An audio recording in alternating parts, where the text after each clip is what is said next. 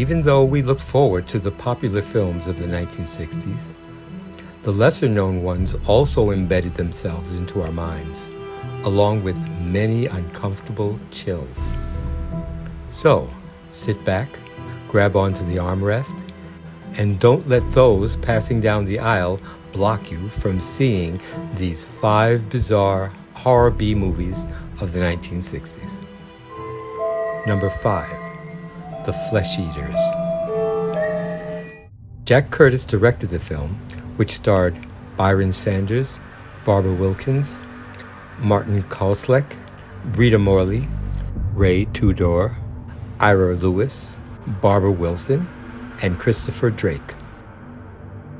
A pilot, an actress, and her assistant are flying to an appointment when engine trouble forces their plane down on an uncharted island. Maybe we ought to pray a little too. You pray, I'll look. It would be our island paradise. Summer stock. Holy. They meet a scientist who is experimenting with organisms that dissolve flesh.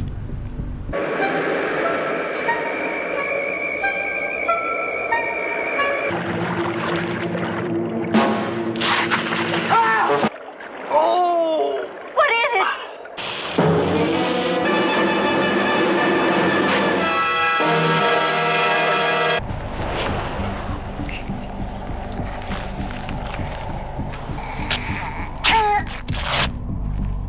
Hurry up!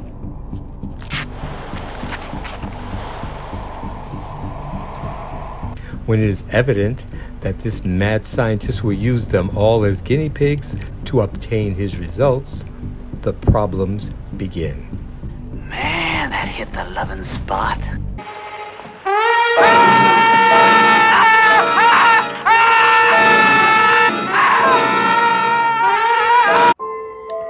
Number 4. The Last Man on Earth. Directed by Ubaldo Ragona and Sidney Salcao, and starring Vincent Price, Emma Danieli, Giacomo Restituta, Franca Bituria, and Umberto Arrojo. For 3 years, Robert Morgan's daily routine is to collect and get rid of the undead,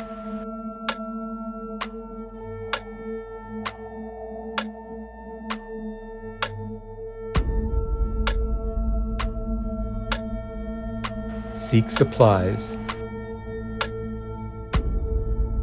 and lock himself in his home before sundown.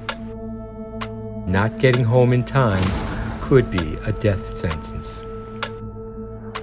But is he the only survivor of a plague that has left everyone on Earth like undead vampires?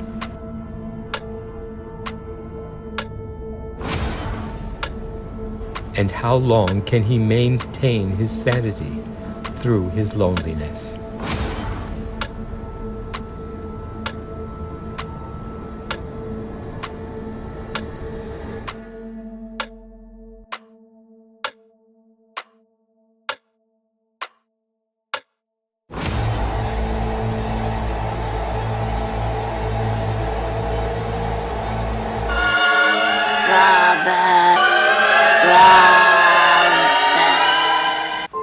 Number 3.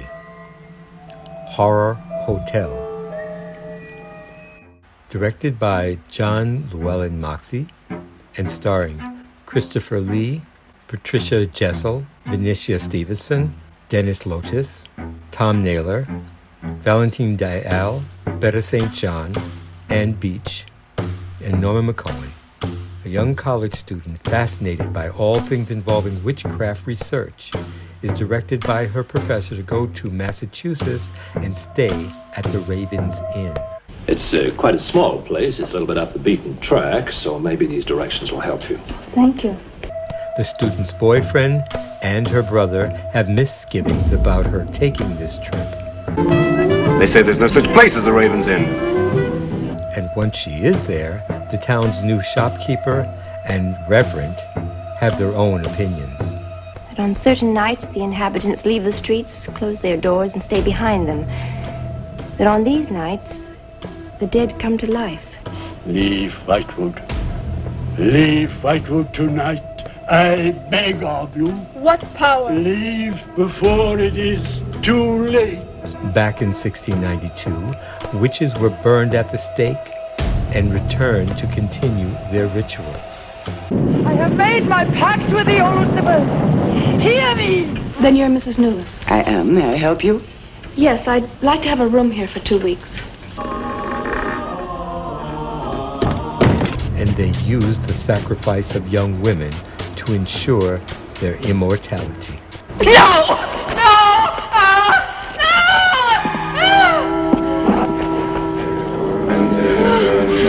6, 7. No! No, Mrs. Newless, no! Number 2, Eyes Without a Face. Directed by Georges Franju and starring Pierre Brassier, Alida Valli, Edith Scam, Alexandre Rignon, Claude Brasseur, Juliette Maniel, Francois Garin, Paulette Maridin, and Michel Acheverry.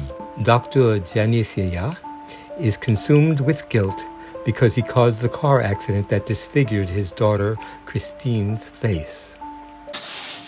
Ne pleure pas, ma chérie, je t'en supplie. Je réussirai, je te le jure. To hide it, she wears a mask.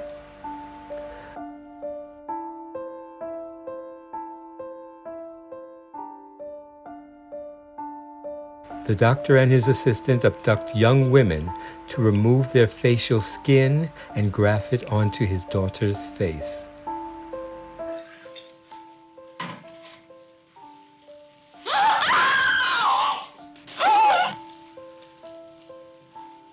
To Christiane's disappointment, her face rejects the skin grafts.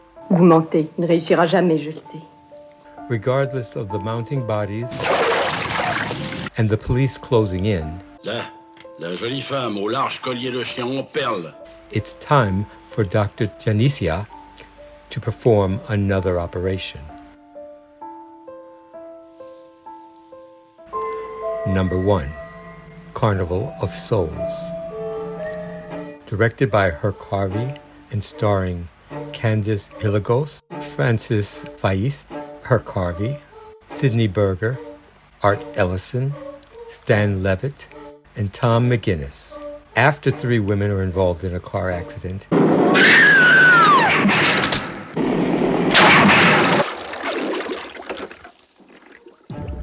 Mary is the only one to survive.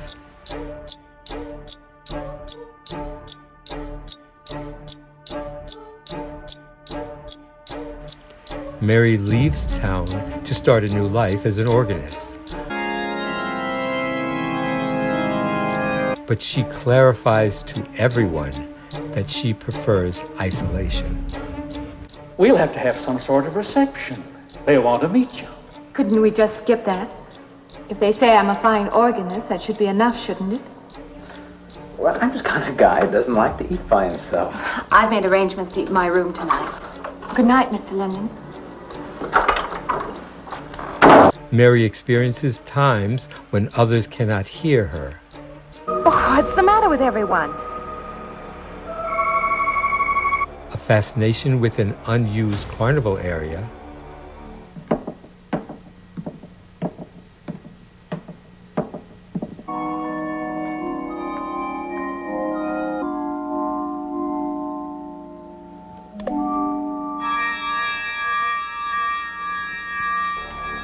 and reoccurring visions of an unknown man who follows her everywhere. I want to say thanks to the following subscribers for their suggestions. Remember to like and subscribe, place your comments below about your favorites, and check out my many other videos at the Endless Perception Cinema. See you next time.